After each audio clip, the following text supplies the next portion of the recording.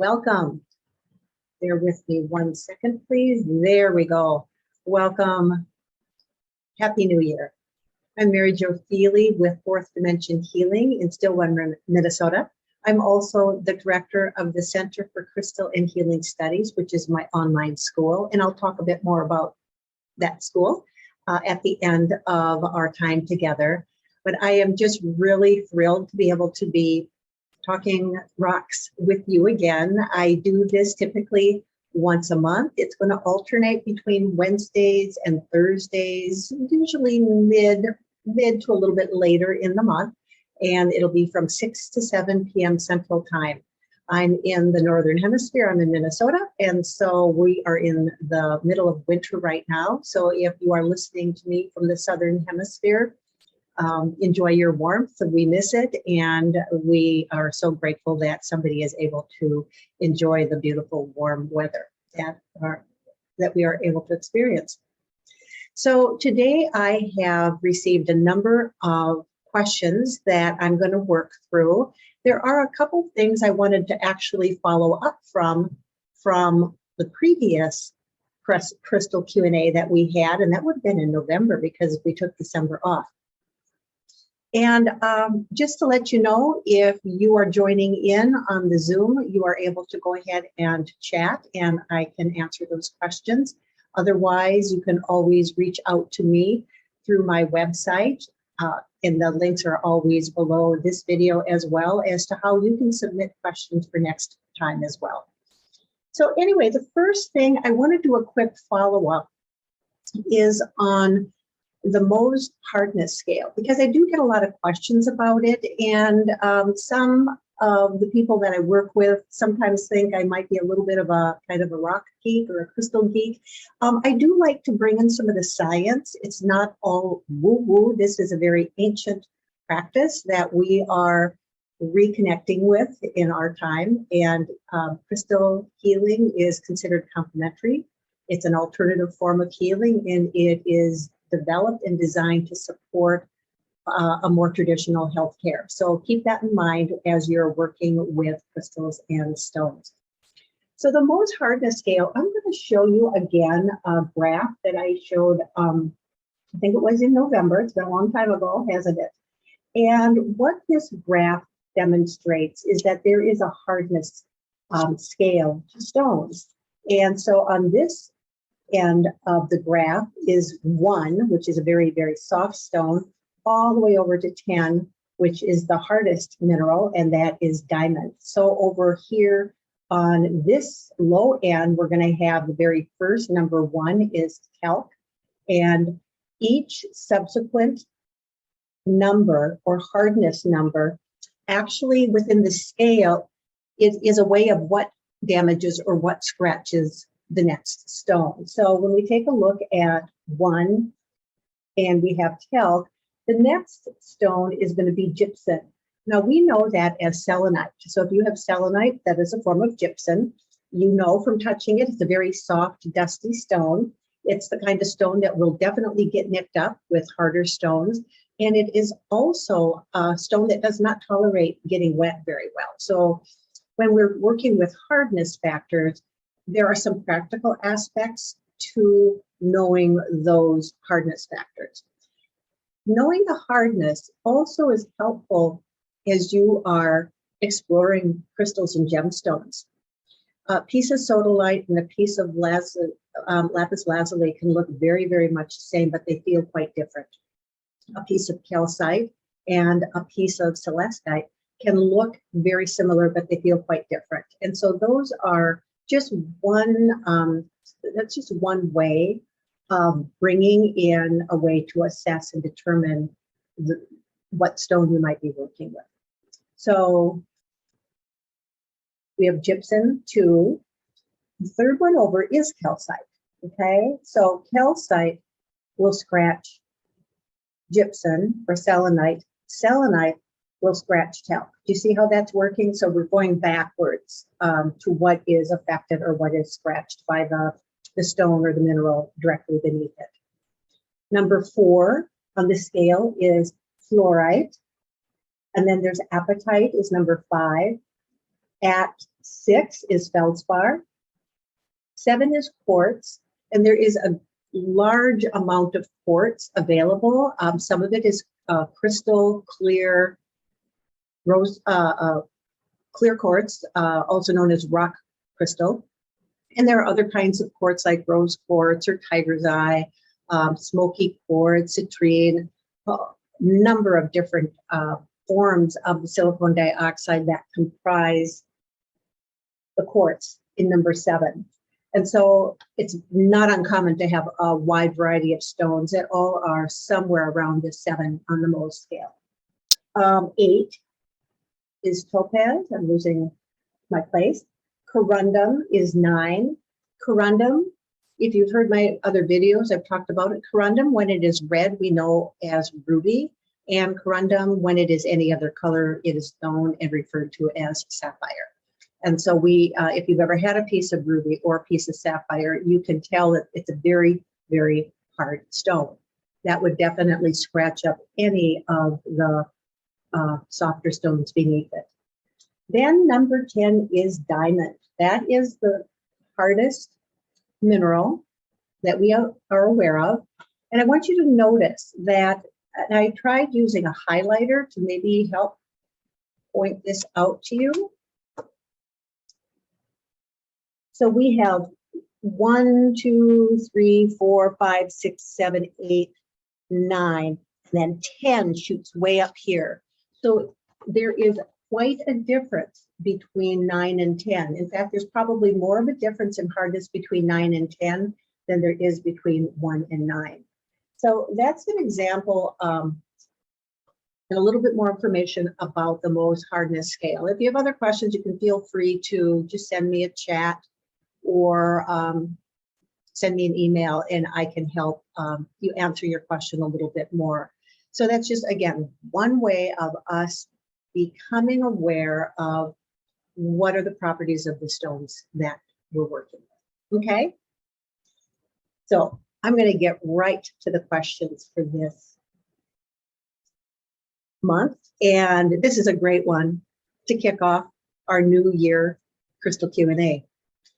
The question is, what stones would you recommend for the new year?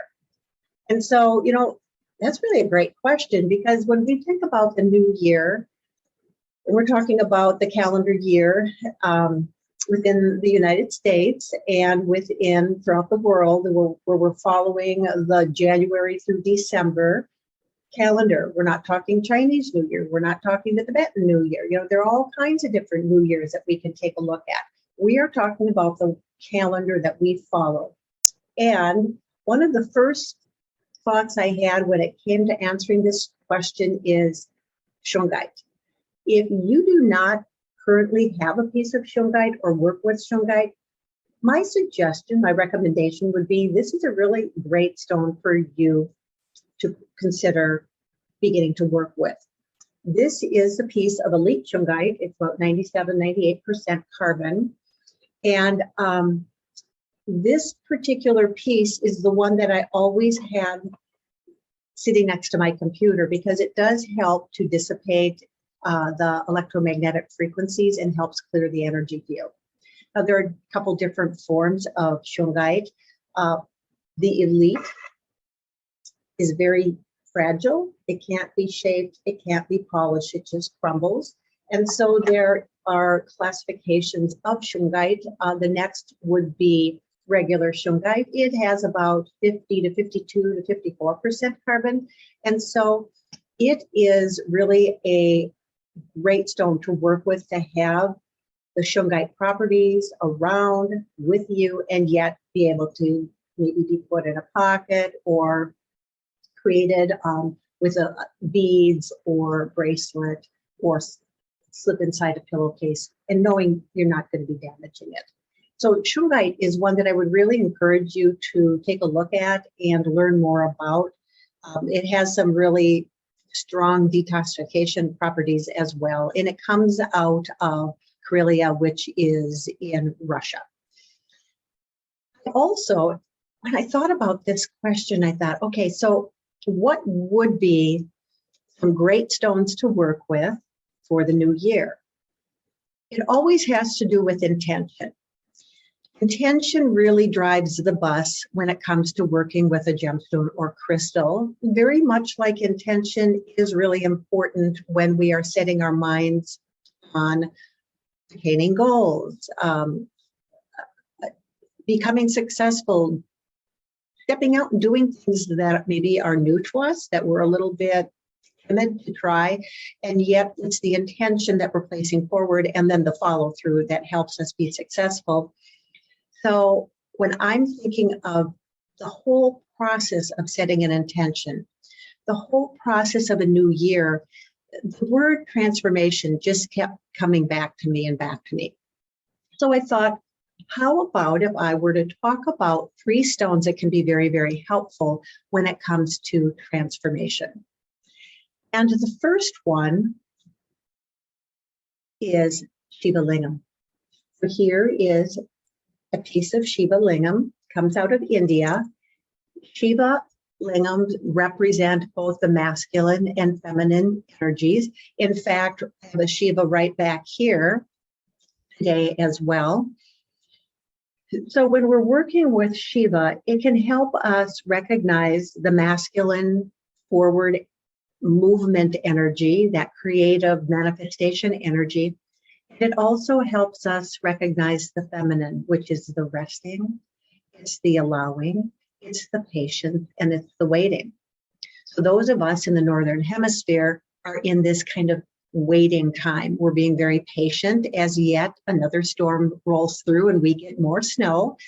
And there will be a time later in the spring and summer when we are in more of an active phase. So when we're taking a look at transformation and we're thinking of an overarching intention for the whole year, it could be that a piece of Shiva, working with the Shiva Lingam, could be really very powerful. I work with a system of elements of earth, fire, water, wind, and storm. If you're not familiar with the system that I work with, check out some of my other YouTube videos because I do go into detail about those. Shiva is a storm element stone. And so it is about transformation. It's about being in the eye of the storm, being at peace, being calm, and yet there's a lot of wildness going on around us, and there's a lot of energy and action going on around us, yet we're calm. So there are lots of aspects to storm that I think can be, of course, very transformational. So that's one of the stones. Another stone that I think could be really a wonderful one to work with in the new year is K2. Now, K2 is a form of granite, and it also has these little pockets or little spheres of azurite. This is a relatively rare stone. It comes out of Pakistan.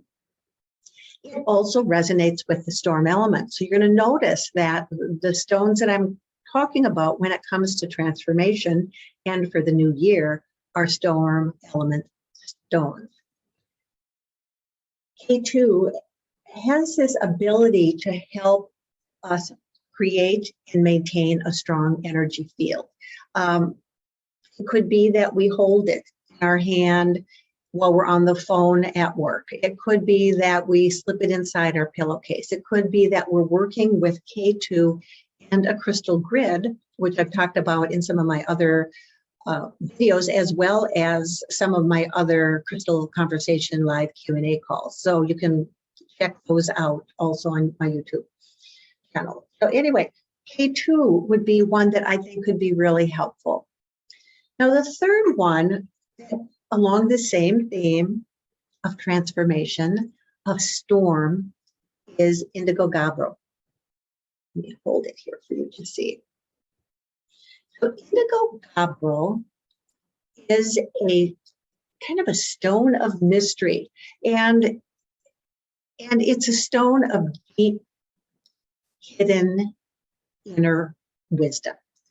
When we are quiet enough, that's that yin, that feminine energy, when we are quiet enough and settle into our breath and into our heart space, more of that higher guidance drops down into our consciousness so that we're actually able to access it. And indigo gabbro is very, very helpful as a meditative assistant or a meditative friend. Holding it, keeping it on, perhaps you have a little table, or you have an area where you have maybe some icons, or maybe a candle, maybe it's a little shrine. However it is that you pray, however it is that you are quiet, how you are meditative, bringing a piece of indigo gabbro, for example, is into that practice is another way. So when we're talking about stones for the new year, I would say the intention is transformation. We're always in the process of moving forward with an kind of a newer, more improved version of ourselves, which means it's about getting our ego out of the way and allowing that inner wisdom, the inner compassion, and the inner love to be able to shine forth. So I would suggest those 4 stones, the 3 transformational stones of Shiva Lingam, indigo gabbro, and K2. K2 is also sometimes seen as K2 jasper, and then also the Shungite of some form to be able to have that available to you. I think that could be really helpful. Okay. Check the chat. Okay. Now, here's another question. It's kind of a follow-up question, which I believe we might have talked about last in November. If not November, it would have been in October. And the question is, I want to learn more about how to use a pendulum. Can you give me some ideas how to do it? All right, so working with a pendulum takes practice. And what working with the pendulum is doing is helping us access the subtle energy field. It could be our own subtle energy field. It could be the subtle energy field of another person. If you are, maybe you're a crystal healer, maybe you're an energy healer, a Reiki practitioner, maybe you're working with a therapy practice, maybe you are a nutritional or health coach. All of those modalities can definitely benefit from the use of a pendulum, because the pendulum touches into the subtle energy, that subconscious messaging that we simply just cannot always access at the conscious level. So when I talk about pendulums, and I do teach some pendulum courses, I don't have a full-on pendulum course yet. Perhaps that might be rolling out in 2023. I'm keeping that hint. But I do have a service I offer. It's called a mentoring session. It's an hour long, and I have definitely had clients work with me with the pendulum with a mentoring session so that they can spend some time really getting to understand how to work with the pendulum and to be able to trust the answer that they're getting. So a pendulum is essentially anything that's heavy. I'm going to move it maybe right here. There you go. Anything that's heavy that's attached to a string. It could be a paper clip on a piece of thread, but there's not a lot of weight to that, so it's very difficult to work with that really successfully, because I have tried that. Could be something very heavy like a plumb line that a carpenter might use as they're building a house. They want to make sure that that structure is perpendicular to the ground, right?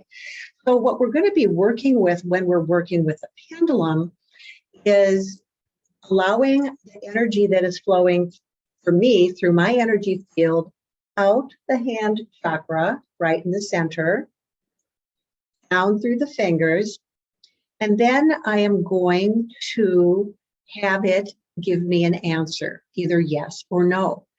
Here's the tricky part. We can always override a pendulum.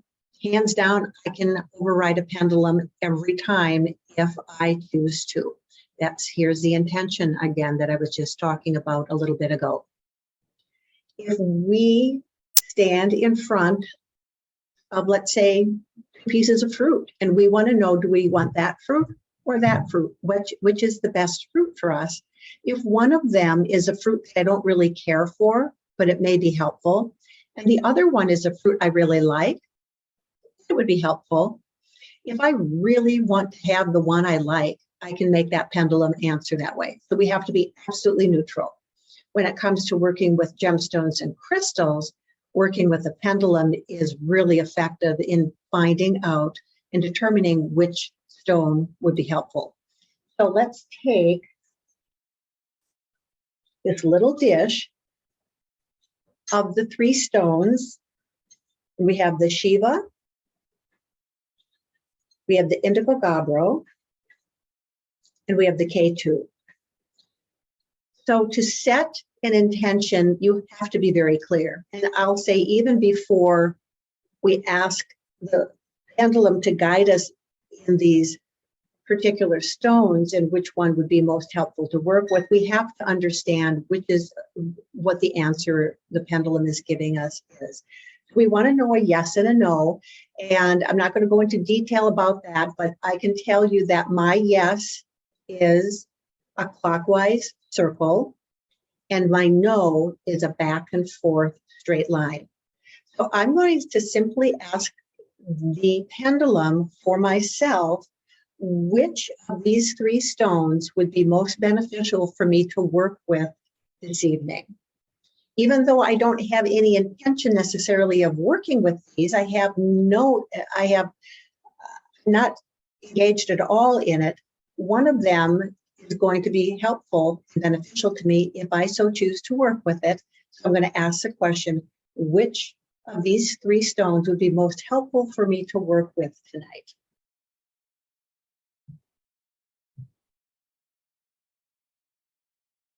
All right. I am getting a clockwise spin on the K2. And this is a stone that I work with on a regular basis. So if I want to go ahead and work with a storm element stone tonight, which I very well may, because it is suggesting that I do so, I will work with the K2. The pendulum, because I asked the question about myself, is actually tapping into my inner energy field. There's something about the K2 and its properties that will help me to balance my energy field a bit later this evening. So I will choose right now to go ahead and do that a little bit later.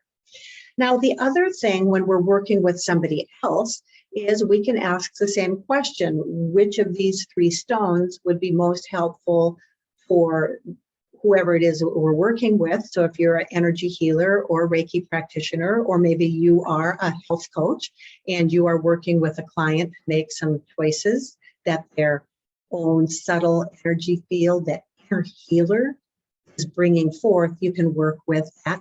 Simply make sure that the question is very clear and that you have absolutely no engagement whatsoever, no intent on what the outcome is, okay? So this is an example of sodalite pendulum. They don't have to be stones. Here's a red jasper. But sometimes working with, stones as pendulums can be really very helpful. Even I just realized that the quartz that I'm wearing today as a necklace is something that sometimes I will take off of this heavier chain, put it on a thinner chain, and then use that as a pendulum too. So that is a very short answer as to how we can work with pendulums. If you really are very interested, please give me a call, send me a chat, send me an email. We will talk more. Perhaps mentoring session might be what you're looking for so that you can gain some experience and some understanding and develop and grow some of your skills when working with the pendulum. Okay? Thank you for that question. Here is a great question. For those of us living in Minnesota, winter is a time without much sun and with light deprivation. Is there anything I can use in my prayer and meditation time that can help? Well, as I mentioned, we are smack dab in the middle of winter here. And so one of the things that came to my awareness within this question is that sometimes It is hard as the days get long. It's dark for a long time. We tend to not have the energy that we typically do during the spring and summer months. And that's actually quite natural to go through these rhythms. It can be a little difficult because we can get into a little bit of a funk, a little bit of, I don't want to say depression, although certainly some people who do deal with and work with depression sometimes have a little bit harder time in this darker time of the year.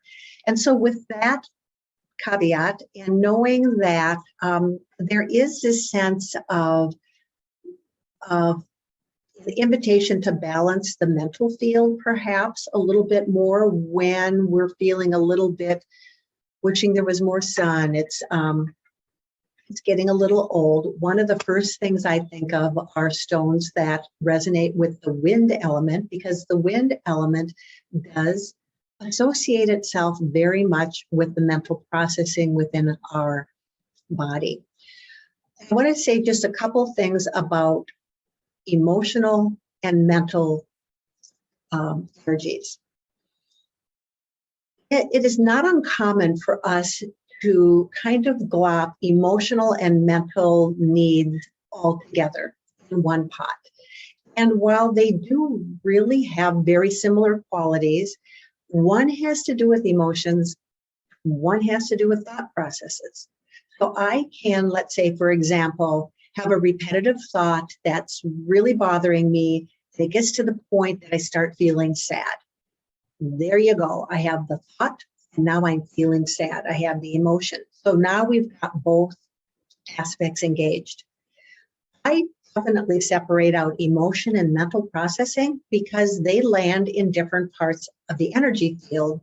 And so in my practice over the years, I've really found it very helpful to be very mindful of when is the healing that's arising, the healing need that is arising, when is that landing in the mental field?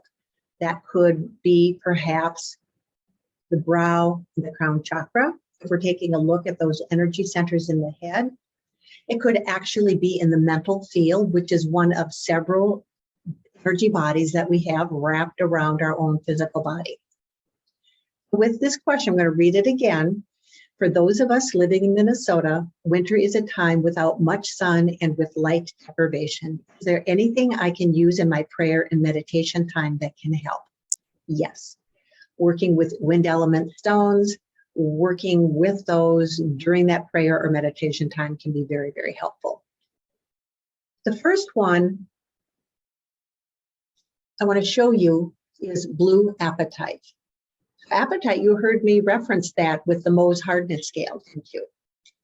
So apatite is just this phenomenal healer when it comes to helping to clear out the mental clutter and open up some insight so that we can have a calmer state. So working with this, meditating with, holding it in your hand while you're meditating, keeping it in that little space, perhaps next to a prayer book. Maybe you have a little statue of a spiritual guide or guru. It could be Jesus, it could be Buddha, it could be Black Elk. There are going to be ways that you're going to incorporate this kind of a stone into your spiritual practice, whatever that may look like. So I would say blue apatite could be a really good one. You're going to notice that several of these stones are blue. Here is a piece of sodalite. Sodalite is a wonderful stone, very much like the blue apatite.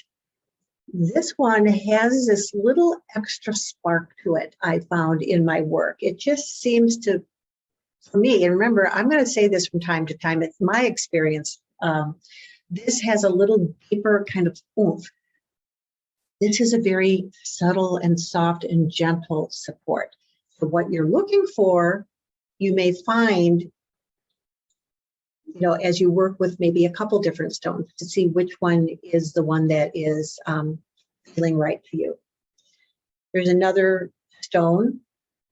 This is lapis lazuli. A little tricky to see with my lighting. I apologize. Got some pyrite in it and white calcite. So the white is pulling down those spiritual energies, and then the pyrite is pulling up some of that earth energy. So it can be really balancing. And it also is very, very effective in that, particularly that brow chakra. And it helps get that clarity and that open, I see what's going on type of effect down into the heart space, which is really important.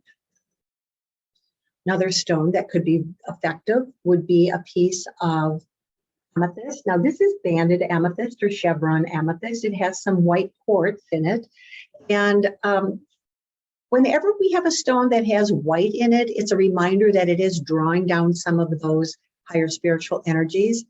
And amethyst is a beautiful stone to work with way up at the very top of the head in that crown chakra. And then one other one that I wanted to show you. This is snowflake obsidian.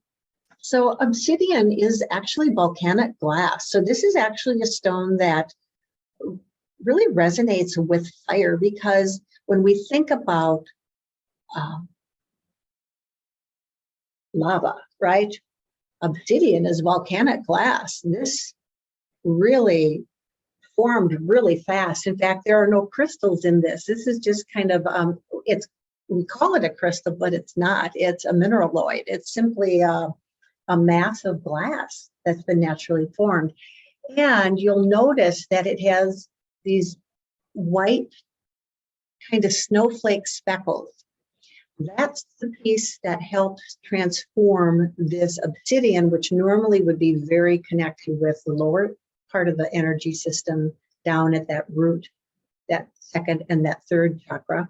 But this really is dropping those spiritual energies down into that mind space as well. So those would be my recommendations. If you're looking for some stones to be able to help you move through some of this dark time, working with stones that resonate with the wind element, highly effective. And you can take a look. If you went out to my online shop, you can sort by the various elements, and it'll show you which of the stones that I carry, for example, resonate with wind. That's another way that you can work with my website. Use it to learn about the stones you're looking for, and use it, please, to learn about the stones that you already have. So I really want to help you learn about the stones so you can work with them and they can be in partnership with you as you heal. Okay? Now here, this was a great question. How many stones should I use at the same time? Well, that is the $500 question, isn't it? We can easily feel like we have to work with a lot of rocks.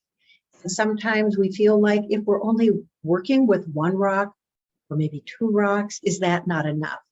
So I have a couple of different ways of answering this question so that you can really begin to trust yourself a little bit more when you are working with your gemstones and crystals as to how much is helpful and how much is maybe too much. So one of the first things I want to show you is that I actually I brought 7 stones. I brought a red jasper. Okay. I'll lay those out here. Carnelian.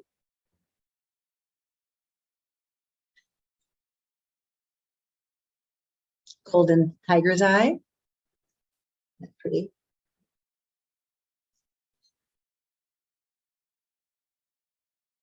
Rose quartz.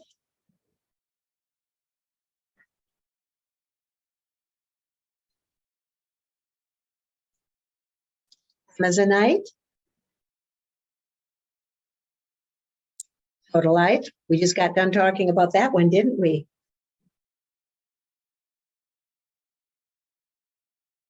And a piece of chevron amethyst. We just talked about that one too. These 7 stones represent the 7 chakras: our root chakra, our sacral chakra, solar plexus, heart chakra, throat chakra, brow, and crown chakra. These all 7 are examples of stones that you can work with at the same time. It could be that you want to really spend a little bit of time with your crystals to be able to balance your chakras. I would encourage you then, if that's what you would like to do, to find 15, 20 minutes, 30 minutes is even better, to be able to lay down comfortably. You can fall asleep if you want, but you don't have to.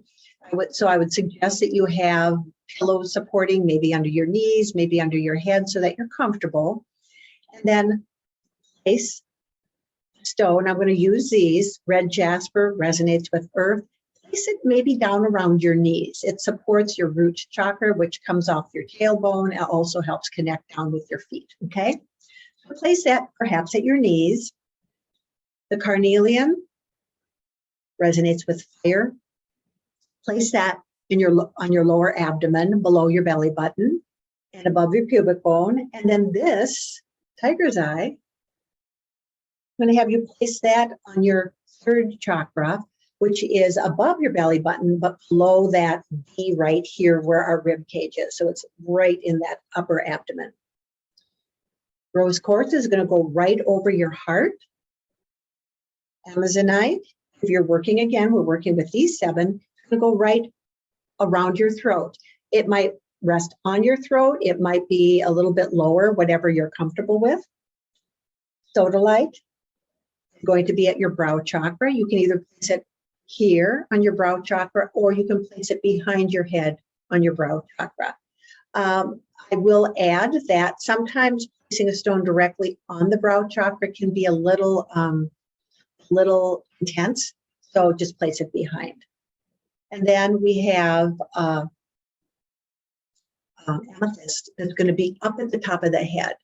And you don't have to like put it on the top of your head and then figure out how you're going to keep it up there, either with a cap or, you know, a headband or something.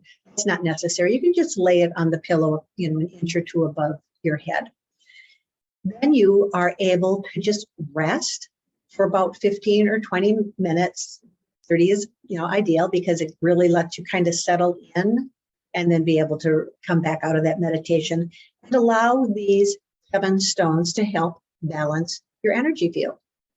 If, for example, you really are experiencing some physical issues in your life, maybe some emotional or mental issues, and they're just kind of getting in the way of day-to-day life, I would get rid of these top ones and simply work with your root, your sacral, and your solar plexus chakra.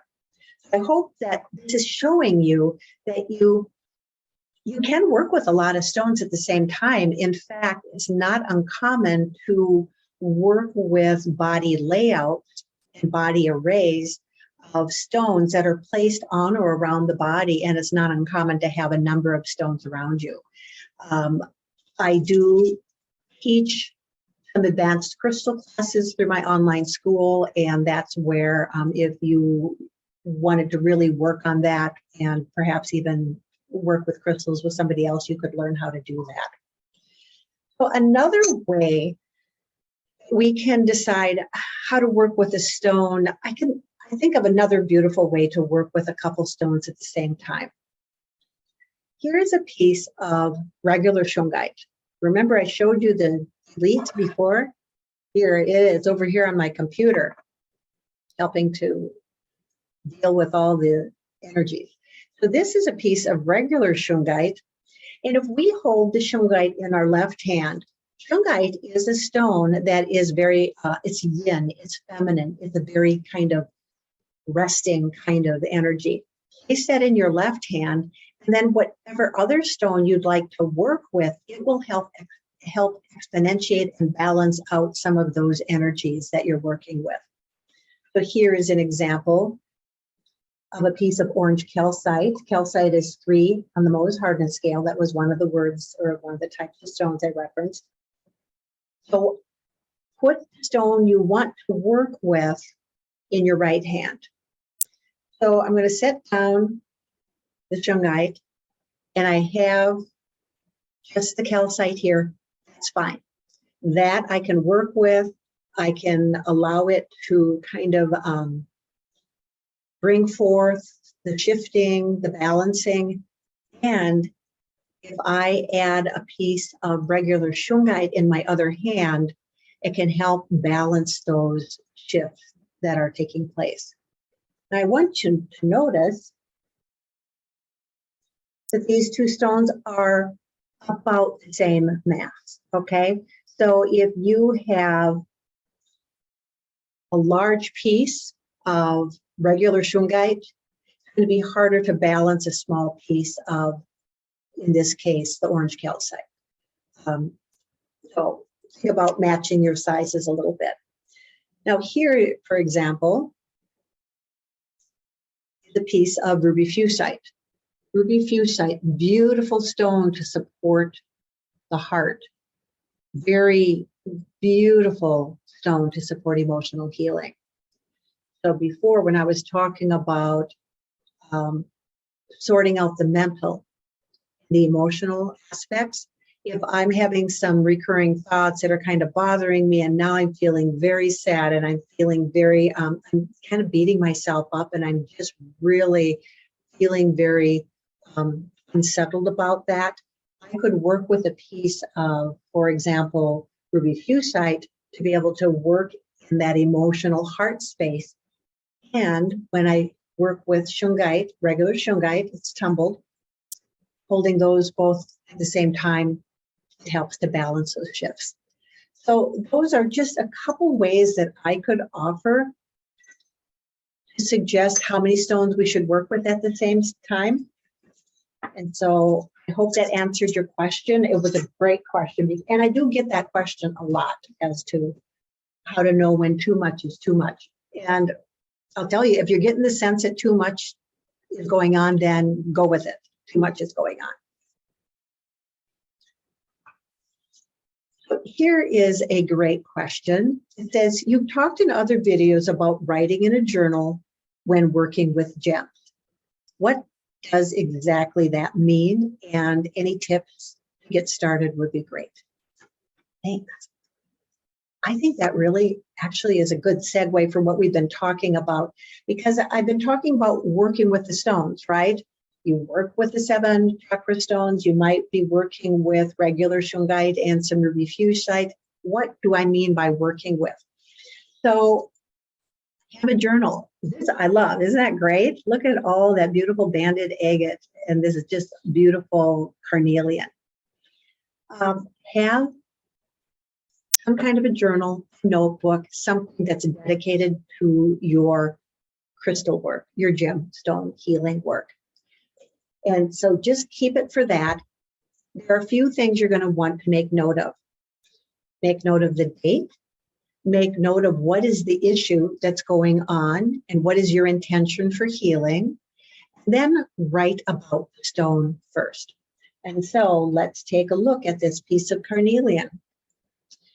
Actually, not only write it down, but describe it a little bit for yourself. You're only doing this for yourself. And I might say dark orange, some banding with white, 3 or 4 little pits. Because you can't see it very well, but there are these little nicks in here. The reason I'm doing that is because then I can go back and look, and I can go, which of my 3 pieces of carnelian that are in my bowl was I working with that day? So that's why you can be very descriptive.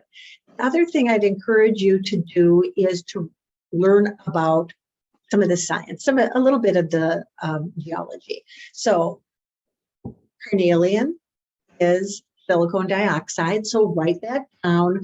Write anything else that you think would be helpful. Write its hardness. Being a quartz, it's 7 on the most hardness scale, and that slowly is going to help you glean more information from the stones, from the work you're doing with them. And then now it's time to work with the stone. So you go back to the intention of, it could be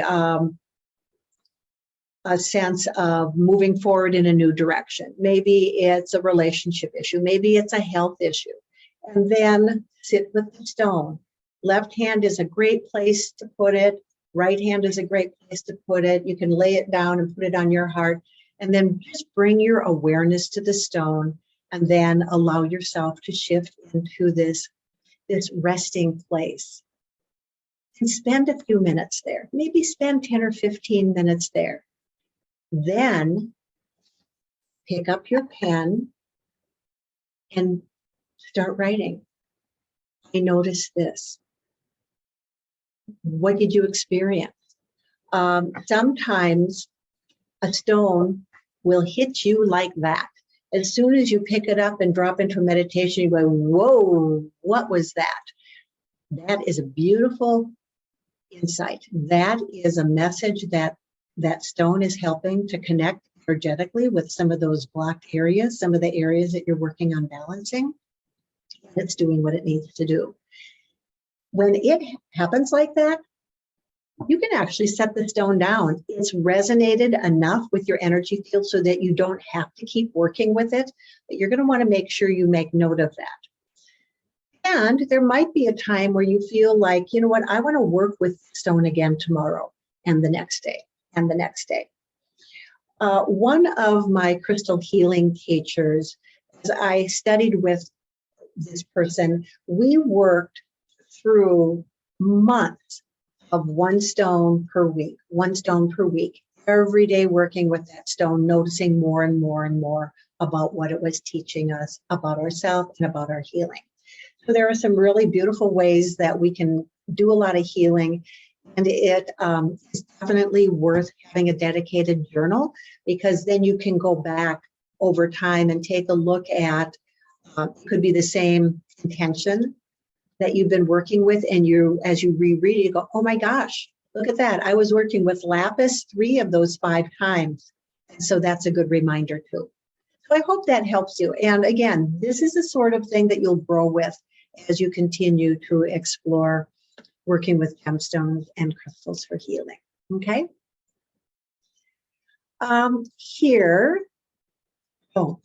This is a great question. Kind of a follow-up from a previous crystal Q&A that I did. It says, in one of your other videos, you talked about not putting crystals into drinking water. I've been hearing my friends talk about gem water. Is this the same thing? I want to try to do this, but I want to do it safely. Please help. Well, thank you for sending up a flare. I really appreciate that. Yes, gem waters is a very easy way to be able to work with gemstones and waters, to be able to benefit from the healing properties, the vibrational properties of the stones and crystals. And there are a couple ways that we can do it. One is very safe, one is a little sketchy. I'm going to show you the sketchy way first. I'm going to ask you, please do not do this. This is a beautiful example of gem waters, right? We have this pitcher of water. We've got some stones in there. As I look down there, we've got chrysocolla, we have labradorite, amethyst, we've got iolite, lepidolite, rhodonite, and lapis lazuli, okay? Lovely. I would not drink this. Please don't do it this way. Some of these stones are toxic. We don't want to have any potential of the chemical compositions of the crystals getting in there. And a lot of times you're going to see people plopping in stones and just then drinking. I just say, please don't do that. This is called the direct method. I do not support that, please. Here's what I have talked about, and I'm going to show you. This is the indirect method. We have a bowl that has water in it. In the bowl with the water in it is a jar, and within the jar are the stones. So I have turquoise and lapis and pink opal. So the turquoise and lapis They're toxic, for sure. I sure don't want to have any of those chemicals in my body. So by placing them inside a glass container, inside a glass bowl, now I can work with this as a gem water. And I would say, if you were going to do it this way, cover it up with plastic wrap, cover it up with some kind of a non-toxic covering, and it should not have any writing on it. And then bring it into your hands, close to your heart, and spend a few minutes with a deep intention about the gem waters that you're creating, because it's not just about putting rocks in a jar, in the water, putting it in the fridge overnight, and something magical happens. It's not about that. It is about being very intentional about why we are choosing the stones we're choosing. And if I made a gem water with these 3 stones, I'm going to take my journal. I'm going to write the date, the gem water, what the stones were, what each of the properties were, what each of the characteristics of those particular stones were, and then set my intention, and then make note of what I notice as I work with that water later. So the indirect method using the jar is the safest way to do it. The direct method with rocks just put in water, I do not support at all. I know some people do that, but it's definitely not necessary when you have a very safe way of doing it. All right, good. There were 2 stones I actually had pulled out also to answer this question. Here's a piece of clear quartz, tumbled, no raw edges. It technically is a safe stone. Here we have malachite, beautiful. I love malachite. Lots of copper, kind of toxic. I'm not going to put either of these in the water, even though this is a relatively safe stone. I'm always going to use the indirect method. Okay, there you have it.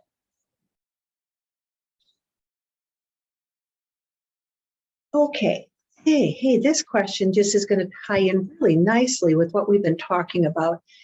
It says, how do I know when to stop healing with a crystal? Like, I've used it for long enough. Okay, beautiful question. So I have this piece of amethyst, okay? If I am working with this crystal to learn about it, to see what it brings me, I may work with this particular crystal for a week or 2, every day, maybe a month, every day, every other day, so that I'm learning to develop a relationship with it. I'm learning what it brings me. And this piece of amethyst and this piece of amethyst are quite different. Even though they're the same species, they have different properties when it comes to what they're doing with me. So if you decide that you want to work with a stone to learn about it, work with it on a regular basis, maybe every day or 2, maybe a couple, 3 times a week, and the stone will let you know. And the stone will let you know because you will be journaling. You will be writing down the impressions you're getting from that inner healer, from your subconscious, that inner aspect of you, that you will get the hint, you're done working with me. It could be that you are going to work with malachite because you have some arthritis and your wrist is hurting, and you're going to just slip it right in by that sore place, and you're going to work with it for a day or so. And again, you're going to have a general sense of knowing when it's done. So tonight, I've really been talking about having an intention and getting into that space where you're a little quieter and you can hear your inner guidance. That's the beauty That's the responsibility of working with gemstones and crystals. So regardless of what I say, regardless of what anybody else says, when you are working with the stones, you will know when it's time to set it aside. And it could be that you're really drawn to just one particular kind of stone for a while and not really interested at all in working with other stones. Then work with it. You'll get the hint that, you know what?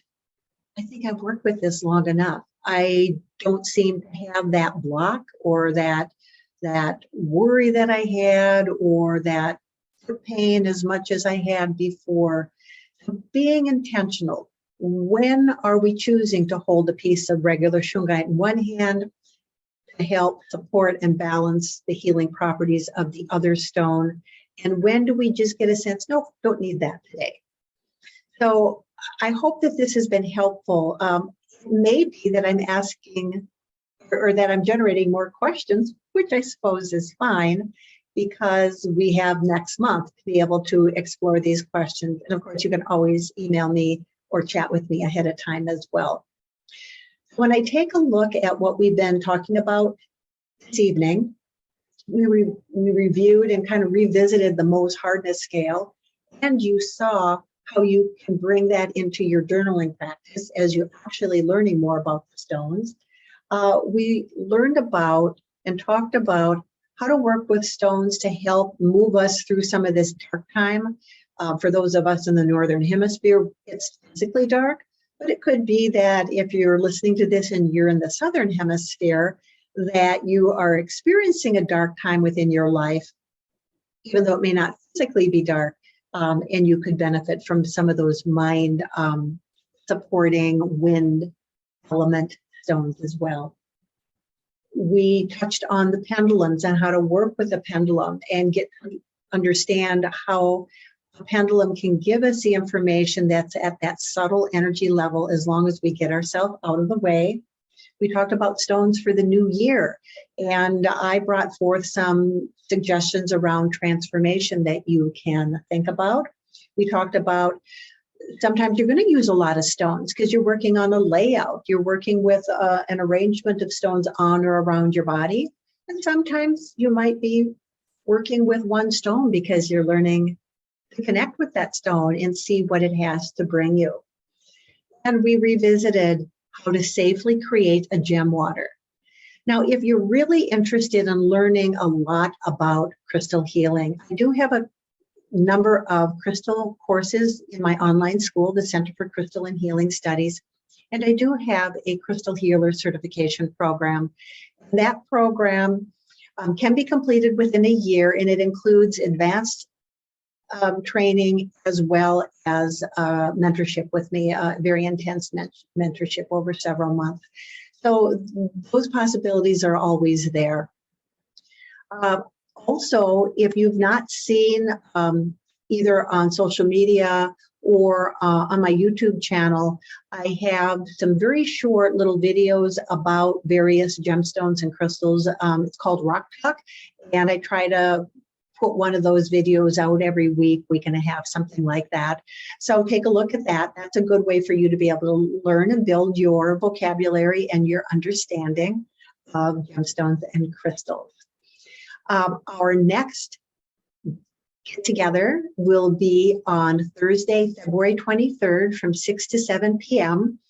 That I'll be answering questions that are continuing to come in throughout the month. So if you have any, go ahead and just submit questions right through my webpage. And I hope that you have found this helpful. Reach out to me, chat through my webpage, send me an email, go ahead and give me a call, whatever works for you. I really would like to help you continue to be able to embrace the inner healing that is arising for you, and to do so in this ancient practice of crystal healing. So for now, I simply wish you many blessings. Be well.